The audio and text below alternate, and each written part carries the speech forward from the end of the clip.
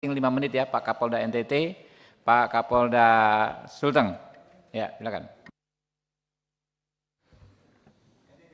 NTT dulu, Pak. Terima kasih kembali Pak Ketua Komisi 3 yang memberikan kesempatan kepada kami untuk menjawab. Saya kira dari semua atensi dan perhatian dari para senior kami, para anggota Komisi 3 terhadap proses yang dilakukan untuk kasus ataupun kode etik dari Ibda Rudi Soek itu banyak menjadi harapan-harapan kepada kami. Yang pertama, saya menjawab secara umum aja Pak, saya nggak menjawab semua 14 penanya ini. Yang umum saja Pak. Ya, yang pertama untuk Ibda Rudi Soek, ada satu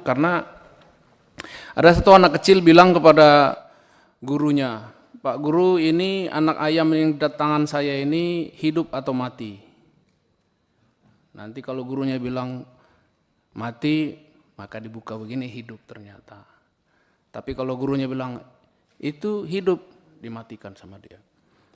Nah, saya akan bacakan kepada Ibda Rudi Soek, saya tidak tahu Anda siapa, bertugas apa, saya selaku Kapolda Anda, yang saya tahu adalah Anda melakukan hal-hal yang salah. Hal-hal yang baik saya belum tahu.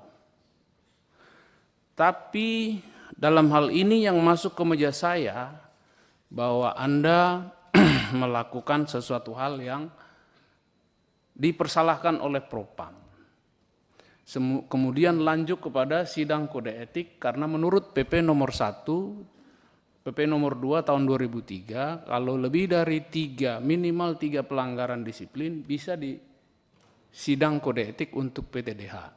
Dan ini sudah sampai di meja saya, Anda sudah dijatuhkan hukuman untuk PTDH dan sekarang tergantung kepada saya untuk memilih hakim-hakim yang akan memutuskan sidang banding. Memilih sidang banding, komisinya akan saya pilih siapa yang kira-kira tepat. Dan setelah itu mereka punya waktu lagi 30 hari untuk mempelajari memori banding Anda.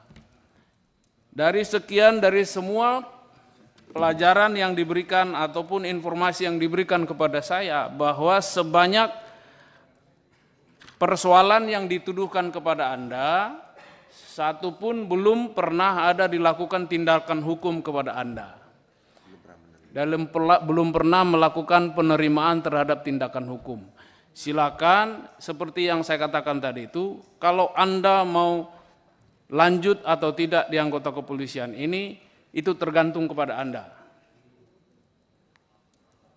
Ya, saya sampaikan kepada nanti hakim sidang, silakan pertimbangkan dengan baik. Itu satu. Yang kedua, ada apa Pak Beni? Pak, mohon berkenan interupsi. Interupsi terkait yang disampaikan. Terkait yang disampaikan. Ya, silakan. Maaf Pak ya. Saya punya usulan, kalau berkenan, jangan ada penjelasan, jangan ada kontra narasi lagi, kontra argumentasi lagi. Supaya saya rasa tadi tugas kita ini yang kita minta beliau memberikan penjelasan. Kita bisa mengerti. Ya, kemudian dari pihak Rudi Soek juga tadi sudah begitu. Jadi supaya nanti jangan ada bantah-membantah. Yang penting bagi kita sudah paham, lalu kita proses sesuai dengan aturan saja. Itu selesai Pak Ketua. Oh, ya, baik. Mungkin maksudnya closing statement saja Pak. Closing statement secara umum saja ini Pak. Kami menyampaikan konsistensi. Jadi kami akan menyidangkan ulang dengan pertimbangan-pertimbangan yang disampaikan oleh hari ini. Itu yang pertama. Kemudian yang kedua, terhadap isu BBM sama isu TPPO, itu bagi saya selaku Kapolda, silakan Ibda Rudi Soek atau siapa saja yang ada di ruangan ini menyampaikan kepada kami kalau ada isu tentang pemain TPPO, pemain BBM, silakan datang ke saya atau saya akan datangi siapa orangnya, akan kita selesaikan. Karena sekarang ini memang saya sedang membentuk juga gugus tugas bersama-sama dengan PJ Gubernur untuk bisa kami berkontribusi menyelesaikan kasus yang besar ini, khususnya TPPO. Dan ini bukan kasus yang seperti yang katakan terjadi sekarang, karena ini sudah terjadi sebelum Republik Indonesia ini ada. Orang NTT sudah ada di Malaysia semenjak tahun 1937.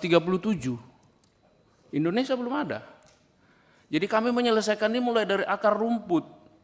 Jangan sampai nanti justru sebaliknya yang kami temukan adalah data yang sebaliknya gitu. Jangan sampai kaget gitu. Jadi ini siapa saja yang mempunyai informasi ataupun cerita-cerita ataupun bahan-bahan baik itu pemain TPPO maupun pemain BBM, saya akan datang untuk menjemput bola, kita selesaikan, dan saya akan bertekad karena memang saya ditugaskan Kapolri di NTT, salah satu tugasnya adalah untuk TPPO dan BBM itu. Oke, cukup. Cukup ya Pak Kapolda NTT. Selanjutnya Pak Kapolda Sulteng.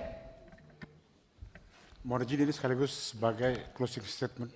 Yang pertama, kami